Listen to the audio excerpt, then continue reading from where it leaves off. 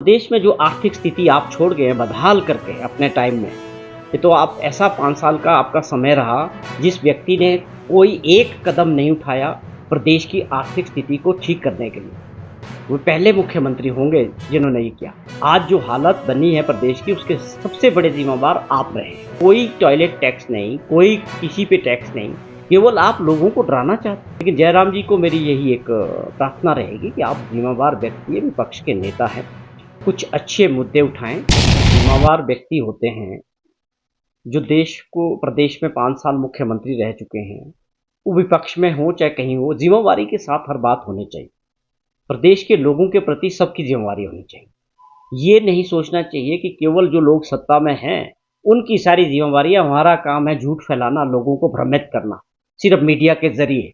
उसमें फैक्ट्स होने चाहिए। एक ज़िम्मेदार व्यक्ति को हमेशा ज़िम्मेवारी के साथ लोगों को एड्रेस करना चाहिए, मुद्दों के ऊपर बात करनी चाहिए और जनहित के मुद्दे उठाने चाहिए।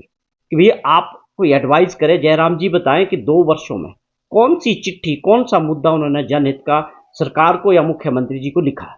केवल मात्र मीडिया के ज़रिए अपने आप को एक्टिव रखने के लिए किसी भी तरह की बयानबाज़ी कर देना।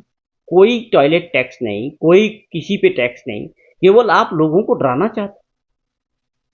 ये बिल्कुल गलत है। जो भी पिछले दिनों बात हुई थी कि टॉयलेट टैक्स, सीट्स पर टैक्स है, उसकी जो चिट्ठी निकली वो तो जयराम जी के टाइम की निकली। वो नोटिफ़िकेशन तो जयराम जी के टाइम की है। उसपे तो वो बोल नहीं पा रहे हैं कुछ कि वो क्या था। तो इस तरह से गलत प्रचार के ज़रिए भाजपा ने एक तय कर दिया है कि झूठा प्रचार और गलत प्रचार से लोगों को भ्रमित करने का जो काम भाजपा कर रही है, मुझे लगता था कि इस बार ये हरियाणा में भी रुकेगा। लेकिन उनको वहाँ कामयाबियाँ मिली। उसके क्या कारण रहे, ग्राउंड रियलिटीज़ हरियाणा की अपनी अलग होगी, ये चीज़ें देखने वाली है। लेकिन जयराम जी को मेरी यही एक प्रार्थना रहेगी कि आप ज़िम्मेवार व्यक्ति हैं, विपक्ष के नेता हैं, कुछ अच्छे मुद्दे उठाएँ और उनमें अच्छी बात होगी तो सरकार आपके विचारों को भी उस पे शामिल करेंगे और वो उस पे साफ तौर पे प्रदेश के हित के लिए और प्रदेश में जो आर्थिक स्थिति आप छोड़ गए हैं बदहाल करके अपने टाइम में, ये तो आप ऐसा 5 साल का आपका समय रहा जिस व्यक्ति ने कोई एक कदम नहीं उठाया प्रदेश की आर्थिक स्थिति को ठीक करने के लिए। वो पहले मुख्यमंत्री होंगे जिन्होंने ये किया। आज जो हालत बनी है प्रदेश की उसके सबसे बड़े ज़िम्मेवार आप रहे हैं।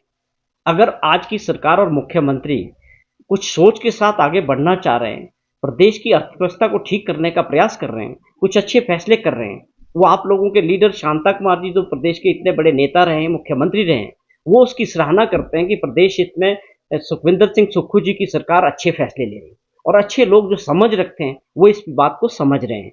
ये बड़ा ज़रूरी है कि प्रदेश अपने पाँव पे खड़ा हो।